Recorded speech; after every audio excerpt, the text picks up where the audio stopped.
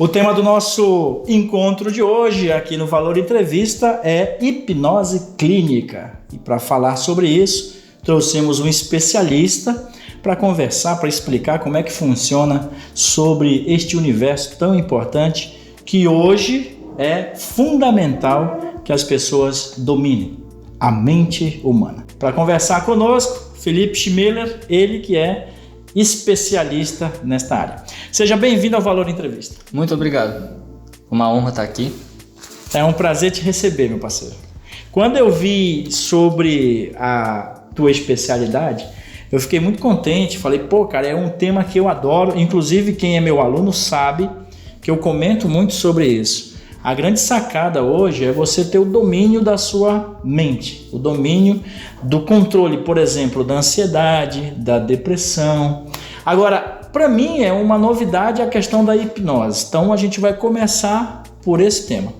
Como é que funciona a hipnose clínica? Bom, primeiramente, tanto para explicar para ti quanto para quem está ouvindo a gente agora, é necessário que eu faça algumas explicações antes para que a explicação, a definição do que é hipnose faça sentido. Primeira coisa que eu acho que todo mundo deveria saber. A mente humana, ela entende a imaginação e a realidade da mesma forma.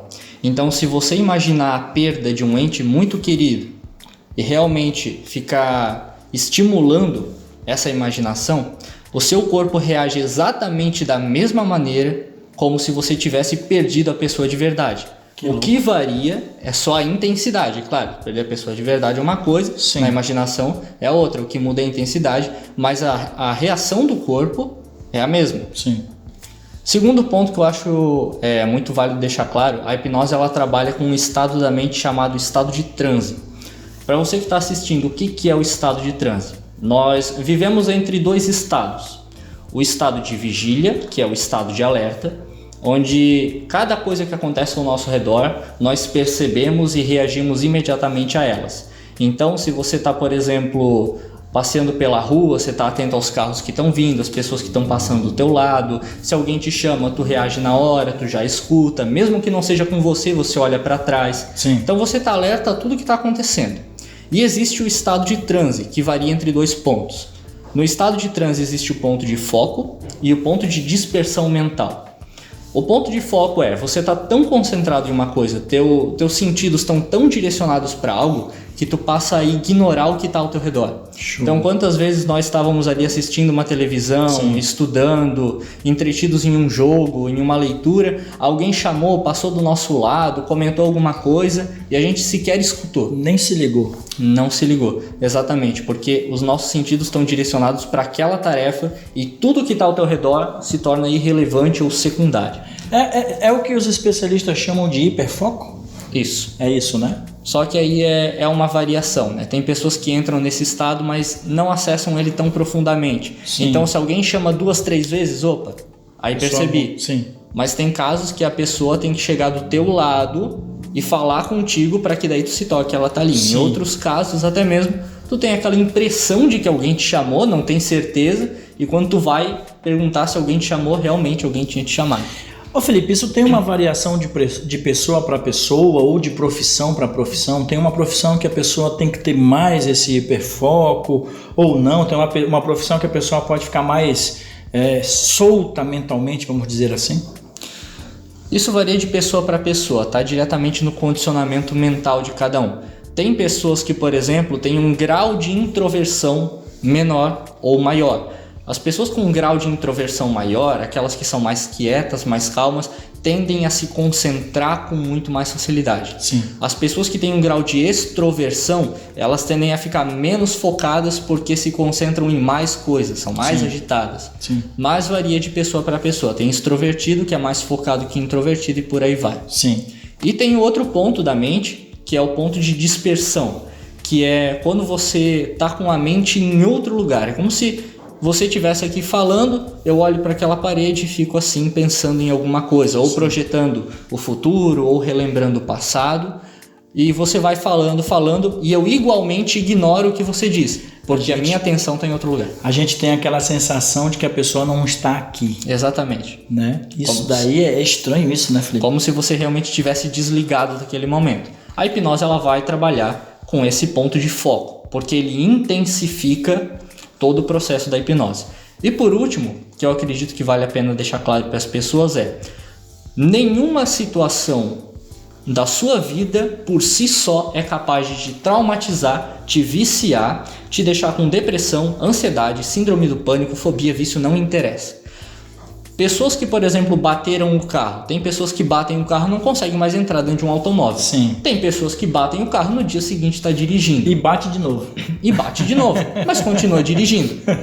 Eu conheço, gente. O que é interessante você tirar disso? As situações difíceis da sua vida não são um motivo para um trauma ou um problema emocional psicológico existir. O que acontece nós seres humanos reagimos de acordo com a nossa percepção das coisas. Sim. Vou dar um exemplo aqui para ti. Aquele exemplo do carro. Nossa, eu tava lá andando na BR, tava 80, 100 por hora. O carro da minha frente, pneu estourou, ele rodou, eu bati com tudo nele, meu carro capotou, aconteceu uma desgraça toda. Duas situações podem acontecer. A minha primeira reação meu Deus, eu sou horrível, eu não devia estar dirigindo, como é que eu não prestei atenção? Eu sou um irresponsável? Sensação de culpa. Eu sou um merda, puxa aquela sensação de culpa. E aí o que acontece? Você se convence de que você não deveria estar dirigindo. Sim. Como você está sob forte emoção, o seu cérebro capta aquilo e começa a tratar aquilo como uma lei, uma autolimitação. E aí você desenvolve o trauma. Não porque você bateu o carro, mas porque quando você bateu o carro, você se sentiu de uma maneira tão horrível que o seu corpo deseja evitar isso de novo. Ô Felipe, tem um trauma que eu acho que é nacional, assim. É aquela situação do pobre. Vamos lá. O pobre começa a rir demais, já vem na cabeça, e vai dar merda, tô rindo demais. Isso é meio que um trauma popular. Talvez seja um mito, mas tem muita gente que pensa assim, né? Que não pode ser feliz. Está muito feliz, está rindo demais, se está brincando demais, vai acontecer alguma coisa. Por que acontece isso? Às vezes isso é passado de pessoa para pessoa. Por exemplo, se eu te perguntar por que você acredita em Deus, ou por que você gosta de futebol, ou por que você acredita que educação é bom, várias dessas questões não são opiniões suas. São opiniões que alguém passou para ti, alguém chegou para ti e disse Deus existe. São alguém milenares. Chegou para ti e disse aquele time é melhor por causa disso. Alguém chegou para ti e te passou isso. E como essa é a sua primeira percepção de algo, é o seu primeiro entendimento, é a primeira informação, você não tem com o que comparar. Sim. E como você não tem com o que comparar, você não tem como julgar. Se não tem como julgar, é uma verdade, passa batido. Sim. E aí quando chega uma outra pessoa e diz, não, pô, a vida não é assim, a vida não é uma merda, a vida não é difícil, as pessoas dificultam a vida e tudo mais. Aí você diz, não, isso não bate com o que eu tenho aqui. Isso é um mecanismo do cérebro que ele usa para aceitar ou não sugestões das outras pessoas. E querendo ou não, a gente capta muitas das crenças que não são nossas. Mas a gente capta porque é a única referência que a gente tem. Ô Felipe, importante agora eu te perguntar sobre isso, porque muitos professores, muitos coaches, eles usam o termo gatilhos mentais. Eu queria que tu explicasse para quem segue o nosso canal o que são esses gatilhos. Gatilhos são referências. Existe um processo na mente humana, só um momentinho, chamado processo neuroassociativo. O que é isso? Vamos supor que aqui eu tenho um celular que está gravando áudio. E aí eu levanto esse celular e quando eu solto o celular cai. O que eu entendo disso? Quando eu solto o celular de um ponto alto, ele cai.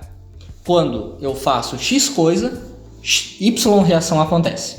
Quando eu bato em alguém, eu me sinto mal. Sim. Quando eu ajo de forma X, coisa Y acontece. Sim. Então é ação e reação. O gatilho é exatamente isso. O gatilho é basicamente um lembrete de que quando algo acontece, você tem que reagir de tal maneira. Então se eu, por exemplo, quero estimular uma sensação de raiva, tudo que eu preciso fazer às vezes é fechar meu punho e pensar em uma pessoa que me fez mal. Sim. Fechar o punho cerrado já é um mecanismo que você usa quando está pronto para briga, então isso já tem um significado para o teu corpo, já é um gatilho. E pensar em alguém que te fez mal estimula a raiva, ou tristeza, ou um desejo de vingança.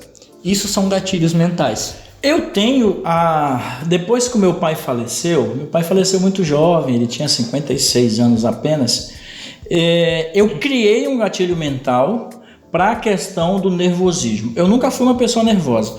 Eu aqui estava conversando com o Felipe antes da nossa gravação, eu estudo sobre a mente humana também desde muito cedo. O Felipe estuda desde os 13 anos. Eu desde os 12 leio muito sobre isso. E eu entendi o seguinte, muitas das coisas que nós criamos ou passamos está aqui dentro, e a gente tem que resolver esses conflitos que nós temos. Quando meu pai veio a falecer, eu criei um gatilho mental para a questão do nervosismo. Quer ver um exemplo? Se eu for gravar, como eu estive recentemente lá na NDTV, na Record, mandar um abraço lá para o Gustavo e para a Lise, aquele ambiente ali, eu disparo o meu gatilho mental. Qual é o meu gatilho mental? Pensar no meu pai e ele me ajudando a pensar de forma positiva, que vai dar tudo certo, que é para eu manter a tranquilidade. Esse gatilho mental, quando eu penso no meu pai e resgato isso, me deixa tranquilo. Então eu uso isso a meu favor. E é uma das maneiras que eu encontrei para lidar com o nervosismo. Eu sei que aqui no trabalho que eu faço, Felipe, eu converso várias vezes com muitas pessoas. E pessoas mais simples como pessoas da sociedade que tem aí um certo trabalho de referência para a comunidade. Então eu preciso sempre estar com a cabeça tranquila. E eu uso esse gatilho mental. Para quem está assistindo a gente, faz parte, é importante você fazer essa leitura. Pessoal, nós vamos para a segunda parte da nossa entrevista com o Felipe. Não saia daí. Pessoal, para quem está assistindo o Valor Entrevista neste momento, nós estamos conversando com o Felipe, ele que é especialista em hipnose clínica.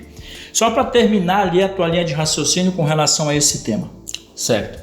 Então eu acabei explicando aqui que o ser humano age de acordo com a percepção que tem. E se você quer mudar um comportamento, você tem que necessariamente, obrigatoriamente, alterar sua percepção diante daquilo, certo? No corpo você tem várias emoções, cada uma tem a sua função. Se você tem uma percepção que dispara medo, o medo tem a função de te afastar de algo. Sim. É o caso da ansiedade que eu vou citar daqui a pouco. Sim. Se você tem um estímulo de raiva, a raiva ela te dá a carta branca para você agredir algo que te ameaça. Sim. Então já funciona de outra maneira. Mudando a sua percepção, você automaticamente muda o seu sentimento, porque nós nos sentimos de acordo com a nossa percepção e agimos de acordo com a nossa emoção. Sim. Certo? Então, o que é a hipnose no fim das contas? A hipnose ela é a ferramenta que trabalha com um conjunto de técnicas que usa o estado de transe para ressignificar um evento passado que pode estar te traumatizando ou originando problema mental ou emocional que você está enfrentando, para que você passe a se comportar e se sentir de uma maneira diferente. Que legal. E acredito que aqui eu também já explico por que a hipnose funciona. Porque já que a sua mente interpreta a imaginação e a realidade da mesma forma, se a gente alterar a sua percepção, mesmo que na imaginação, é como se você estivesse revivendo aquele momento. Sim. E dando um novo significado a ele. É um resgate. É claro que vale deixar claro uma coisa aqui, você sempre vai saber o que realmente aconteceu, não é uma sobreposição de memória, tá? Você só vai alterar a sua percepção, só vai enxergar as coisas de uma maneira diferente. Ponto final. Eu uso isso muito, Alan, na minha área de atuação, que é sobre depressão e ansiedade, certo? Ali a gente realmente vê muito resultado. Sim, e é o tema que a gente vai abordar agora. Pessoal, nós temos, infelizmente, um crescimento enorme, não só no Brasil, mas no mundo, de pessoas que sofrem dessa patologia. Eu acho que é patologia o nome, né? Pode se chamar uma patologia, enfim, que sofrem dessa doença, que é a ansiedade.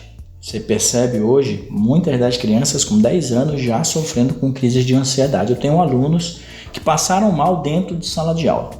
Eu quero que o Felipe agora explique o que é ansiedade, como tratar a ansiedade, se a ansiedade tem cura, se dá para viver de uma forma diferente, quais são os mecanismos que você pode usar, Felipe, para tentar, de certa maneira, inibir esse sentimento mental.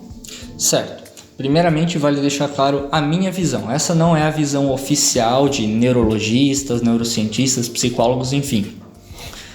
Eu não considero e não tenho motivo para considerar depressão e ansiedade como doenças. Aqui vale deixar claro uma questão para quem está ouvindo a gente. Existe depressão química por deficiência de compostos químicos no corpo. Um exemplo disso é o pós-parto das mulheres. Se algumas mulheres não fazem suplementação, a falta de compostos químicos que foram usados para gerar o bebê pode fazer falta no corpo, o cérebro não faz a manutenção correta e aí há uma depressão química. O cérebro não funciona direito e por isso existe a depressão química. É só um exemplo. Sim. Mas eu não considero depressão e ansiedade como doenças porque elas agem de uma forma similar à febre. É como se elas tivessem uma função. A febre é um mecanismo de defesa do teu corpo. Sim. Mas se ela chegar a determinada temperatura, ela pode te matar. Certo? A depressão e a ansiedade é da mesma maneira. Elas podem acabar contigo. Mas elas têm uma função. Existe um motivo para elas estarem ali. E se você trabalhar da maneira correta com ambas desaparecem. Legal. Nenhuma delas é permanente.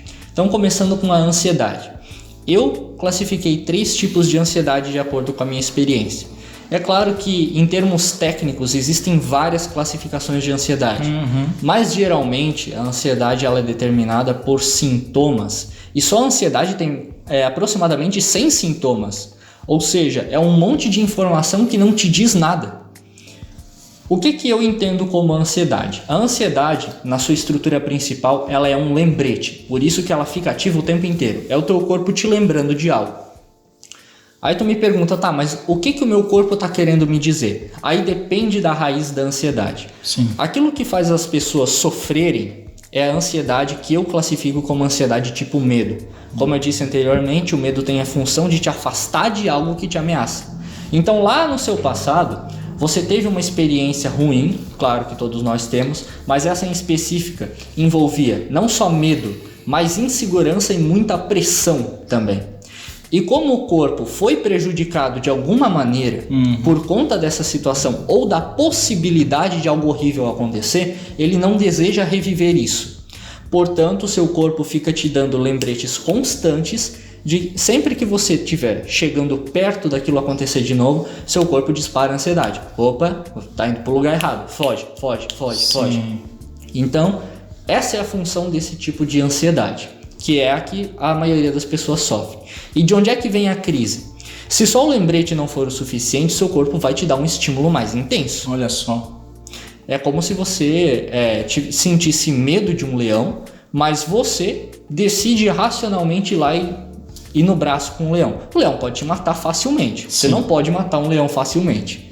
Então, quando o seu instinto vê que a sua chance de vencer é baixa, o que acontece? Um sequestro da racionalidade. Nós temos 3 cérebros. O cérebro reptiliano, límbico e neocórtex. O reptiliano ele é responsável pelo seu instinto e todas as funções involuntárias do corpo. Produção de enzima, digestão, distribuição de sais minerais e tudo mais. O cérebro límbico tem várias funções, mas a principal delas é regular as emoções, interpretar o estímulo do seu instinto e lançar uma emoção que corresponda ao que ele quer dizer. Sim. E por último, existe o neocórtex, que é responsável pela sua racionalidade. Dentre os 3, o menos importante é a razão. Um ser pode viver sem um instinto? Não pode. Pode viver sem emoções? Não, eventualmente ele se mata. Sim. Mas pode viver sem a racionalidade. Quando a sua razão cruza a linha limite do seu instinto, o que vai acontecer? Ele vai derrubar a sua capacidade de racionalizar e da razão controlar aquilo que você faz. E aí o seu instinto vai agir diante daquela situação como ele achar correto. É como se fosse um mecanismo de segurança do seu corpo para que você não cometa coisas estúpidas. Sim. Certo? Por exemplo, pular de um prédio alto, de um prédio na altura, enfim. Uma curiosidade, agora que tu comentou sobre pular de prédios altos, existe a questão das pessoas que se matam, né? A pessoa que comete suicídio. O que acontece com essa pessoa? Se você tem um instinto de preservação e você consegue pular de um prédio, por quê? Essa é a pergunta. O instinto não deveria te impedir? Sim. Aí o que acontece na vida dessas pessoas? A pessoa que quer cometer suicídio, o suicídio ele também é um mecanismo de defesa do seu corpo. Na verdade, ele é um mecanismo de autodestruição. O que acontece? Você quer viver por quê? Porque você tem amigos, tem uma família, você se sente bem, você se sente feliz, tem um trabalho que ama. Você tem prazer e alegria na sua vida. A vida está equilibrada. O suicida, ele não sente mais felicidade nem prazer na vida. Sim. Então o instinto interpreta o quê? Eu prefiro morrer, cessar a vida, do que viver em sofrimento. Que loucura, cara. E ali é onde você vê um resultado mais espantoso. Porque quando um suicida chega em um consultório e diz, olha, quero me matar, essa daqui é a minha última opção. E você consegue resgatar um motivo para aquela pessoa viver, naquele dia pelo menos você sabe que ela não vai se matar. E aí você continua o tratamento e a pessoa vai trazendo à tona de volta aquela sensação de alegria, de felicidade, de amor pela vida, e a vontade de se matar passa. Que louco, cara. Mas agora eu acho que eu já fugi bastante do tema aqui, mas voltando para a ansiedade. Existe um segundo tipo de ansiedade, esse é o principal motivo pelo qual eu comecei a estudar. Eu mesmo tenho ansiedade, mas ela não me faz sofrer. Sim. Porque é um tipo de ansiedade que eu classifico como ansiedade do tipo desejo. Existe a ansiedade que te afasta de algo e tem a ansiedade que te empurra para algo. Sim. É aquilo que te faz levantar de manhã, tu tá determinado, tu tá agitado, não quer ficar parado, tu tem que estar fazendo alguma coisa. É o sangue no olho para fazer as coisas darem certo. Exatamente. É uma sensação, isso é top, né? Uma sensação que dispara e tu é obrigado, basicamente, a ir atrás de algo para alcançar um sonho que você deseja. Esse é um tipo de ansiedade que ele não tem malefício. Dá para acabar com ele também, caso você seja uma pessoa que é mais parada, mais calma, não quer ter esse sentimento o tempo inteiro. Mas eu, por exemplo, uso isso para produzir vídeo, para ir atrás de estudar e tudo mais, ter experiências novas. Sim. É muito bom. E tem o terceiro tipo de ansiedade, que esse não se resolve com tratamento e eu acho ele muito interessante, porque ele pode ser uma faca de dois gumes. É o tipo de ansiedade que eu classifico como adaptação. É uma ansiedade que te ajuda a se adaptar a um dia a dia que você tem que passar, mas está causando sobrecarga. O nosso corpo ele não foi feito para trabalhar sob estresse. Inclusive, se você for atrás de estudos que demonstram o funcionamento do corpo sob estresse, o processo digestivo é o primeiro a ser afetado. Sim. Várias enzimas não são produzidas, dependendo de como é esse estresse, da intensidade dele, Sim. Muita coisa deixa de funcionar corretamente no corpo. Ô, Felipe, eu vou pegar esse gancho também e vou acrescentar, porque eu tinha muitos alunos que na véspera das provas, ou por exemplo de uma entrevista de emprego, eles passavam por, vamos lá, um desarranjo, já falar o correto, assim, o português no linguajar bem, diarreia, nervosismo que afetava ali a parte intestinal, enfim, a pessoa... É isso que tu está explicando, né? Você também tem esse desarranjo quando você tem essa certa ansiedade. Exatamente. Nesse tipo de caso, quando o corpo reage de uma forma ruim, é porque você está com medo de enfrentar aquilo, você está em um momento de incerteza, de insegurança, e o seu corpo, diante de uma situação de muita insegurança, o primeiro estímulo que você recebe é o de fugir. Sim. Porque se você não passa numa prova, tem uma consequência. Essa consequência ruim é uma ameaça. E o seu corpo deseja fugir da ameaça. Aí é o primeiro tipo de ansiedade. Mas nesse tipo de caso, o que acontece? A ansiedade ela pode vir de novo, como um lembrete. Primeiro caso, para fugir de algo. Segundo caso, para alcançar algo. Terceiro caso, para te lembrar de algo também, mas não que você deve alcançar, nem que você deve evitar. Aquilo que você tem que fazer no seu dia a dia. Às vezes, Alan, acontece de uma pessoa ter uma vida tranquila, normal, mudou de cidade, mudou de emprego, teve filho, começou uma faculdade, o dia vira uma bagunça, vira um inferno, a pessoa tá ali 100% do tempo preocupada, tem isso para fazer, tem aquilo para fazer, não consegue nem comer direito. E aí o que acontece? Seu corpo fica em sobrecarga, e em sobrecarga o seu corpo não funciona direito. Para que você faça algumas atividades, você precisa se concentrar. E para se concentrar, você também gasta energia, certo? Então, o que vai acontecer? O seu corpo, diante dessa dificuldade que ele está enfrentando, mas que ele é obrigado a aguentar, ele dispara a ansiedade e ela vai funcionar da seguinte maneira. Você vai ter mais facilidade de lembrar dos problemas que você tem para resolver. Você vai fazer as coisas de forma menos concentrada e mais automática, para que você não tenha tanto estresse mental. Você vai fazer as coisas de forma mais superficial, tipo, eu faço só o necessário, nada mais. Sim. Mas se você chegar no fim do dia, botar sua cabeça no travesseiro e não tiver concluído o que você tinha para fazer naquele dia, você não dorme. Olha só. Então é uma ansiedade que vem e te ajuda a segurar a barra do dia a dia. Mas se você chegar à noite e não tiver feito tudo, você não vai dormir. Sim. E aí entra um outro problema que eu vejo muitas pessoas com ansiedade dizendo: meu Deus, eu passo o dia inteiro ali e tal, fazendo tudo que eu tenho que fazer. Produzindo, mas o tempo nunca dá para terminar tudo. E aí na hora de dormir, a pessoa começa problema. Não desliga. Não desliga. Inclusive, recentemente eu passei uma orientação para uma pessoa que era dedicar um momento do dia para pensar nos problemas, quando você está com muita ansiedade. Sim. Porque a ansiedade, ela quer te dizer algo. É como se fosse uma criança, certo? Você é uma criança, seu pai quer te ensinar algo. Aí você fica o dia inteiro no celular, no notebook, no computador, se distraindo na TV, se entupindo sua cabeça de lixo. Teu pai diz: tá bom, agora eu não vou falar nada. Mas tem um momento do dia que tu é obrigado a parar e relaxar, que é a hora de dormir. Sim. Aí o seu pai chega do seu lado e diz: ó, tu me ignorou o dia inteiro, agora tu vai ouvir. Esse é o problema da pessoa que tem ansiedade. Ela não sabe como lidar, não culpo, né? Mas quando a pessoa evita a ansiedade o dia inteiro, fica se entupindo de lixo, de distração, saiba que uma hora o aviso tem que chegar. A conta chega. A conta chega. Então a pessoa quer fugir da ansiedade, mas não tem como. O seu corpo tem que dar o aviso, é um mecanismo de defesa dele. Então, aí a gente entra na questão: como é que eu faço para tratar uma ansiedade?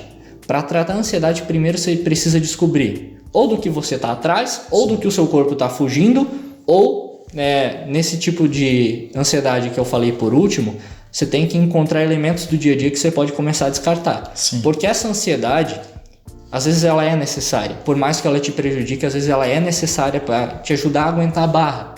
Mas às vezes as pessoas levam isso longe demais e daqui a 2-3 anos estão tomando remédio, tá tomando 3 remédios para suprir todo o dano que você causou no seu corpo por causa do estresse e da sobrecarga, e mais 2 remédios para suprir o efeito colateral dos 3 primeiros. Meu Deus! Você destrói o seu corpo nesse último tipo de ansiedade. Então, o meu conselho para quem está nesse caso, que o tratamento não vai resolver, pode te ajudar a lidar com o dia a dia, mas não resolve o problema, porque a raiz do problema não é psicológica nem emocional.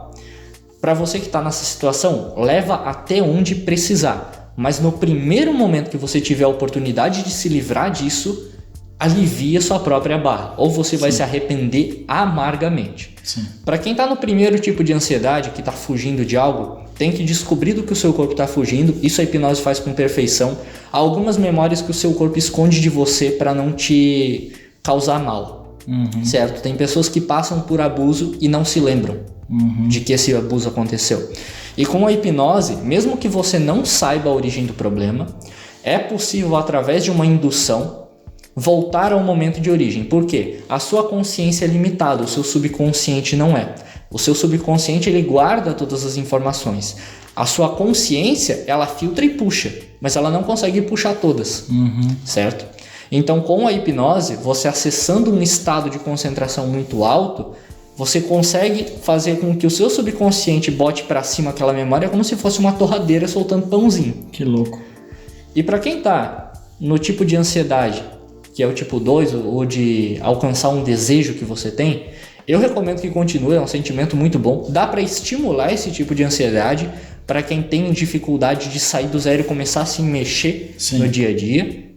Mas se você não quer, o processo é o mesmo. Você vai encontrar aquilo que você está querendo alcançar.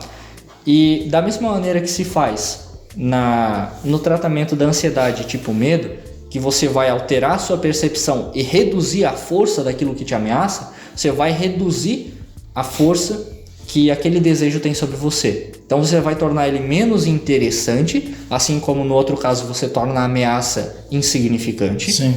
E aí esse estímulo não vai ficar vindo com tanta frequência. Mas é o único tipo de ansiedade que não precisa de tratamento. Sim. Pode continuar. Bom, a gente vai para a nossa próxima parte da entrevista, porque nós temos ainda a questão da depressão. Então, você finaliza ali a parte da ansiedade e a gente vai para o próximo bloco só falando das questões da depressão também, que é outro mal que acomete a humanidade. Tá bom, pessoal? Não saia daí, já voltamos. Pessoal, aqui ao meu lado, Felipe, ele que é especialista em hipnose clínica. Um tema muito bacana e ele está desvendando aqui, mostrando pra gente como funciona a mente humana. Estávamos falando sobre a ansiedade, finaliza a linha de raciocínio sobre esse tema e a gente vai entrar num tema também muito importante que é a depressão. Certinho. Eu acredito que o que eu tinha para falar sobre depressão era basicamente isso. Para você que está passando por uma depressão, você não tem como fugir dela. Ela faz parte de um mecanismo de defesa. O seu corpo precisa dela, ela é necessária. Não adianta se entupir de lixo, não adianta ficar reclamando, não adianta ficar chorando. Você tem que entender por que ela existe, para que ela serve, encontrar o ponto de raiz dela e aí fazer uma ressignificação a respeito daquele evento, para que o seu corpo entenda aquilo de uma maneira diferente e passe a se sentir e agir de uma maneira diferente. Os 3 tipos de ansiedade que eu acredito que todo mundo precisava saber eram esses. Tem bastante informação. Não avalio por sintoma. O sintoma ele pode ser anulado e direcionado para outro lugar. Para mim o sintoma não diz nada, a não ser que você está com um problema. Então, se você está passando por um tipo de ansiedade, avalia qual é a emoção que você está tendo. Pela emoção, você provavelmente, estudando como funcionam as emoções e qual é a função de cada uma, vai encontrar a raiz dela e talvez pode até ir até um terapeuta ou quem sabe até mesmo marcar uma consulta e a gente vai resolver isso daí. Falando da depressão agora, mas antes eu quero só pegar um gancho, coisa rapidinha. Para quem está com ansiedade, respiração, tranquilidade, cerque-se de pessoas boas que te desejam também o bem, que vão poder te ouvir, que você vai poder desabafar de uma forma que a pessoa possa também te auxiliar e te ajudar a tratar. Só mais uma coisa, tu comentasse ali sobre a respiração. Eu quero ressaltar um ponto que muita gente diz, trabalhe a respiração, conte até 10. Tem um problema na questão da respiração. Normalmente as pessoas se acostumam a respirar enchendo o pulmão. Sim. Você respira enchendo o pulmão em situações de tensão ou que você precisa de muito oxigênio. Cada vez que você enche o pulmão para respirar, você está dando um sinal de alerta para o seu corpo. Preciso de oxigênio, preciso de oxigênio. E para quem já vive em um estado de ansiedade, você tem que mudar a respiração. Ela passa para o diafragma. Você respira enchendo a barriga, certo? Aqui tem um músculo chamado diafragma, ele também regula a respiração. E sobre se rodear com pessoas que dizem palavras positivas, essas pessoas vão te ajudar a se sentir mais seguro, dando menos oportunidade para a ansiedade disparar durante o dia. Só isso que eu tinha para comentar. Show de bola. Agora vamos para a depressão. A depressão, vale deixar claro uma coisa. Existe o processo depressivo e a depressão em si. Muitas pessoas estão no processo depressivo, mas ainda não descobriram o que é depressão e já estão penando. Então, o que é o processo depressivo? Lembra que eu disse que só um evento não é capaz de te deixar em depressão? Mas a sua interpretação daquele evento pode te levar a uma depressão. E agora eu vou descrever qual é o processo depressivo de basicamente todos os depressivos que existem no mundo. Geralmente é a mesma coisa. Primeiro, você enfrentou um momento difícil na vida que exigiu muito de você, você se sentiu responsável por aquilo, mas falhou. Todo depressivo passou por isso, ele se sente falho. Segundo, como esse evento acabou te causando muito sofrimento, você se sente muito mal por isso, o depressivo ele passa um tempo se condenando. Meu Deus, eu podia ter feito melhor, eu devia ter feito isso, eu devia ter feito aquilo, eu devia ter estudado aqui, eu devia ter dado atenção aqui, aqui, lá, e a pessoa começa em um processo de autocondenação. Nesse processo de autocondenação, a pessoa se sente como? Impotente, inútil, incapaz, se sente um lixo e sente que não importa o que ela faça ou diga, nada vai mudar.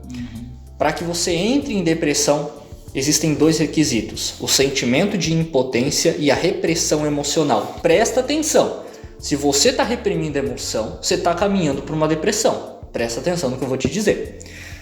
Depois desse momento que a pessoa fica no processo de autocondenação, o que vai acontecer? Ela quer se sentir forte, ela quer se sentir capaz de novo. Sim. O sentimento de impotência detona uma pessoa. Então o que vai acontecer? Existe a ideia de que pessoas fortes não choram. Chorar é um mecanismo do corpo também, aprenda isso, é um mecanismo do corpo para que você consiga aliviar uma carga emocional. Você chora, chora, chora e no final consigo respirar, se sente mais aliviado. Quando você reprime as suas lágrimas, você reprime o choro, você está reprimindo também a capacidade de alívio emocional do seu corpo. Ou seja, você começa já a entrar no segundo requisito para cair em uma depressão. Diante da repressão emocional, seu corpo cai em um processo de estresse. Como eu já disse, seu corpo não funciona direito de estresse. Até agora, lembra do que eu te disse sobre a racionalidade se interpondo com o instinto? Até agora, sua racionalidade só está detonando seu corpo, você está fazendo tudo errado. Chega um dado momento que, diante de tanto estresse, tanto sofrimento por repressão emocional, seu instinto chega e diz assim: tá bom, se você com a sua racionalidade não está conseguindo lidar com o que aconteceu, vou lidar eu. A partir desse ponto em que o instinto intervém sobre a racionalidade e cerceia de você, tira de você a capacidade de reprimir emoções, depressivos que estão na depressão não conseguem reprimir emoção. Tem vontade de chorar, vai chorar, não consegue segurar o choro. Tem vontade de gritar, vai gritar, não consegue segurar o grito. Não consegue mais reprimir a emoção. Aí você caiu numa depressão. Qual é a função da depressão? A depressão ela é uma trava que te impede de reprimir emoções essencialmente. O processo depressivo foi você que criou. Você tomou decisões erradas. Às vezes as pessoas acreditam que estão fazendo melhor, mas não estão fazendo. E há pessoas que realmente não sabem ali o que estão fazendo e por isso acabam caindo em depressão, nem entendem por quê. Eu, pela minha própria experiência de vida, cheguei a quase desenvolver ansiedade. Eu usei de uma técnica que eu nem sabia que era uma técnica, cai no processo neuroassociativo que eu expliquei lá atrás, e não consegui entrar em depressão por causa desse mecanismo que eu usei. Só que eu caí em um processo tão ferrado quanto a própria depressão. Por quê? Aí eu caí em um processo em que eu não conseguia mais chorar. Só que eu também não caí em depressão. Por quê? Porque para cair em depressão tu tem que reprimir a emoção, mas precisa do sentimento de impotência. Sim. E eu nesse mecanismo anulei o sentimento de impotência. Eu passei 7 anos sem conseguir chorar. Eu perdi 2 avós e eu não consegui chorar na morte de nenhum deles. É um inferno tu não conseguir chorar. Como se tu estivesse pegando uma pilha de 6, 7 tijolos, deita na cama, bota em cima do teu peito e começa a respirar. Uma hora tu não aguenta mais. E aí foi aonde eu encontrei na hipnose a solução que eu precisava. Mas se você está em um processo depressivo, você precisa anular o sentimento de impotência. Isso se faz com tratamento, tá? E você tem que parar de reprimir a emoção. Eu sei que você se sente fraco, eu sei que você se sente incapaz, eu sei que você sente que tudo vai desabar. Mas procura a opinião de alguém que está do lado de fora desse sentimento. Como eu disse, nós só conseguimos agir de acordo com a nossa percepção. A nossa percepção é limitada às situações. Então, se você tem a opinião de alguém de fora, essa pessoa pode ter até uma visão muito mais clara do que você. Então, que fique claro que existe essa diferença entre o processo depressivo e a depressão em si. O processo é você que constrói, a depressão é seu corpo que dispara. Ela tem uma função, está aí por um motivo, e você não vai conseguir se livrar de depressão emocional que tem uma raiz em um trauma, em um momento difícil da sua vida, se entupindo com tarja preta. Você não vai conseguir, porque a raiz é psicológica / emocional, não é uma raiz química. Para soluções químicas, para problemas químicos, soluções químicas. Para problemas psicológicos, soluções psicológicas. Problemas emocionais, soluções emocionais. Sim. Certo? Então vá atrás de um tratamento adequado. Se você passou por um trauma, está com esse trauma até hoje, desencadeou uma depressão, saiba que quanto mais tempo você passa dentro de um estado, mais o seu cérebro ele reforça esse comportamento. E não é só uma maneira de falar, não. Se você parar para estudar como é formada a rede neural, é como se fosse um tecido que vai ficando mais grosso e mais forte, passando mais carga elétrica e informação com mais facilidade, quanto mais você repete algo. Não é à toa que, por exemplo, pessoas que praticam muito algo têm uma facilidade imensa para fazer aquilo. Sim. Você que está começando vai ter mais dificuldade, porque o tecido do cérebro tem mais dificuldade em passar aquela informação e a velocidade também é mais lenta. É como se você estivesse começando a dirigir, você tem que prestar atenção em muita coisa, Você está começando a construir um tecido que vai processar aquelas informações. Sim. Quanto mais você repete aquilo, melhor você vai ficando. Então, para você que está em uma depressão, uma ansiedade, uma síndrome do pânico, uma fobia, um vício, não interessa. Quanto mais tempo você passar, pior vai ficar. Sim. Então, vá atrás de ajuda. Eu tenho, às vezes, o start para você sair de uma situação depressiva é você mesmo lidando com a sua situação. Tem um amigo meu de faculdade que ele terminou um relacionamento e entrou em estado de depressivo. E num dado momento ele conta isso, é até meio que divertido ouvir ele contando. Ele fala que ele acorda, ele estava na casa, no quarto dele, tudo sujo, ele estava fedendo, todo cagado, todo mijado, e ele olhou para aquela situação e falou assim: o que é isso? O que está acontecendo comigo? Por que eu estou nesta merda? Não, eu vou levantar daqui, vou tomar um banho, vou organizar a minha casa, vou olhar para frente e vou seguir minha vida. Afinal de contas, não fui eu que me coloquei nesta situação, eu simplesmente me deixei levar por um momento difícil que pode ser superado quando você tem vontade para isso. Exatamente, é a questão da percepção que você tem a respeito das coisas, muito da sua mentalidade. E quando você não enxerga a alternativa, você também tem medo de ir para frente. Quando você sabe o que tem que fazer, você faz, certo? No caso do teu amigo, por exemplo, ele entendeu, teve aquele estalo, eu tô aqui, mas eu tenho uma outra opção. Sim. Então eu vou para essa outra opção. Sim. Às vezes você que está aí passando por um processo difícil, não conhece outras opções, não tem o conhecimento necessário para ir para um lugar diferente, para entrar em um estado emocional diferente, você precisa de ajuda. Quer um exemplo? Muitas pessoas reclamam dizendo: eu tenho falta de confiança, eu tenho falta de segurança. Eu te pergunto, Alan, quando você vai lavar a louça, você se sente inseguro na hora de lavar a louça? Eu não. Você sente falta de confiança em ti mesmo na hora de lavar a louça? Não. Por quê? Porque você sabe que vai conseguir fazer aquilo. Porque eu domino. Você domina, exatamente. A questão é, as pessoas sentem a confiança, elas sentem a determinação e elas conseguem estimular isso, mas elas não sabem projetar para onde elas querem. Se eu tenho, por exemplo, uma sensação de confiança para lavar a louça, por que eu não consigo projetar essa sensação? Por que eu não consigo estimular o sentimento da confiança para varrer a casa, para dirigir um carro, para fazer algo mais complexo, para estudar uma coisa nova? O problema das pessoas não é que elas não conseguem acessar um sentimento, é que quando elas acessam, elas nem percebem, portanto não têm domínio daquele sentimento e não conseguem jogar para onde elas querem. Sim. Isso é o que se trabalha em treinamento de inteligência emocional para você que é interessado. É você descobrir que já tem todos os recursos. A hipnose trabalha com esse pressuposto de que você já tem todos os recursos necessários para se livrar de todo tipo de problema emocional que você tem. Mas você ainda não sabe acessar nem trabalhar com eles. E é isso que se faz em uma sessão de hipnose. É isso. Pessoal, papo muito interessante. Eu espero que você tenha gostado. O Felipe agora vai participar do nosso quadro O Convidado Vende. São suas considerações finais e um pedido de apoio e patrocínio aqui para o canal Valor Entrevista. Certinho. Para você que está passando aí por um momento difícil, uma depressão, uma ansiedade, uma síndrome do pânico, uma fobia, são os temas que eu mais trabalho. Saiba que quando você for fazer um tratamento com um profissional de hipnose, você não vai só receber o tratamento, você vai receber uma aula também. Não é como se você tivesse que ir em um massagista e por mais que você saiba como o corpo funciona, você tem que voltar lá toda vez que tira um nervo do lugar. Aqui você vai aprender como a sua mente funciona, vai perder o medo dessas tais ditas doenças emocionais, você vai aprender que não são doenças de fato.